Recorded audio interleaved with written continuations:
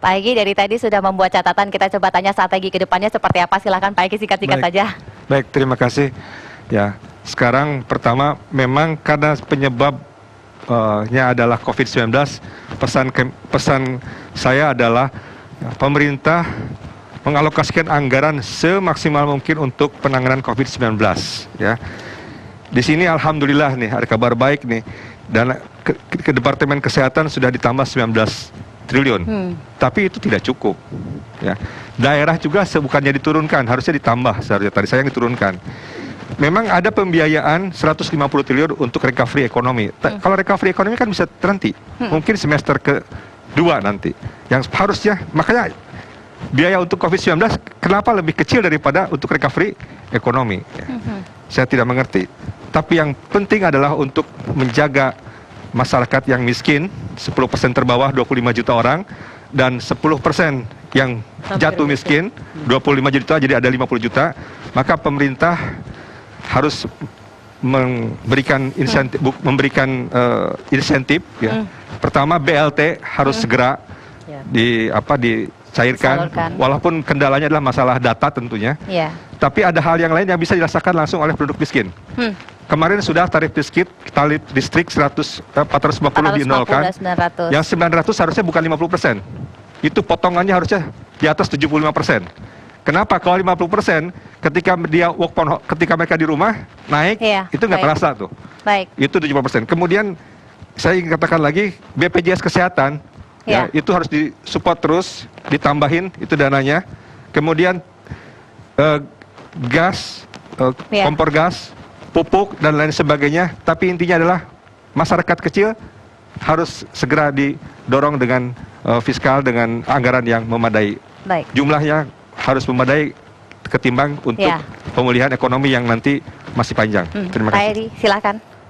Saya ingin menggunakan analogi yang disampaikan oleh Gubernur Bank Sentral Kanada. Dia mengatakan ketika terjadi kebakaran, seorang pemadam kebakaran tidak pernah disalahkan menggunakan air terlalu banyak ketika memadamkan api.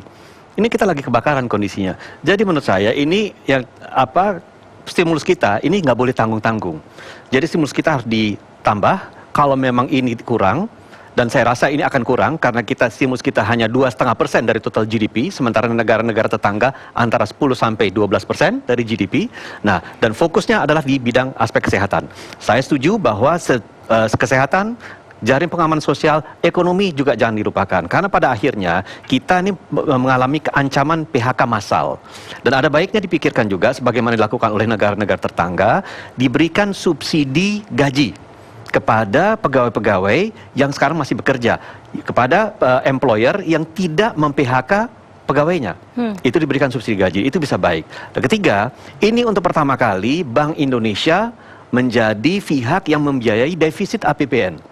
Nah, ini harus hati-hati sekali. Karena menurut saya, kalau sampai itu terjadi, Bank Indonesia kan caranya bagaimana? Mencetak uang. Kalau mencetak uang, artinya inflasi akan naik. Dan berapa besar kapasitas dan kemampuan Bank Indonesia? Itu harus dijaga juga.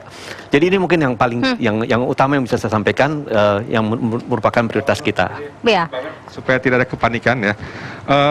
Bank Indonesia dalam konteks ini, quantitative easing-nya tidak mengarah kepada pencetak uang sebetulnya. Banyak metode quantitative easing, ya, tapi bukan mencetak uang. Saya Sehingga tidak menyebabkan hal yang lain. Profis dan Bu Yani, satu kalimat saja, silakan Profis. Ya, PSBB diterapkan. Kemudian kelompok masyarakat yang rentan dan miskin perlu mendapatkan safety net. Dan yang ketiga adalah kecepatan safety net itu harus segera terdelivery. Dan yang terakhir, masyarakat juga harus memiliki kesadaran untuk tidak keluar rumah ya, dan menjaga diri tetap stay di rumah. Bu Yani. Dibutuhkan kerja cepat dari pemerintah dan tidak menggunakan pendekatan hukum dalam keadaan ekonomi yang normal. Mungkin nyawanya pengusaha sampai Juni, dan juga butuh subsidi juga dari pemerintah. Dan lihat sumber-sumber dana yang masih nganggur, yang bisa dipinjamkan dulu ke pihak swasta untuk membantu membayar THR, membayar gaji. Karena kalau sudah PHK, pabrik tutup, memulainya lebih parah lagi. Jadi saya kira memang dalam kaitan PSBB, karena mesti ada kerjasama juga dengan pihak-pihak terkait, begitu. Dan dalam keadaan seperti ini memang nggak bisa pemerintah kerja sendiri, Iya. tapi pengusaha juga dibiarin mati sendiri juga nggak bisa. Saya kira Baik, itu. harus ada sinergi dari semua pihak, intinya harus cepat menangani hal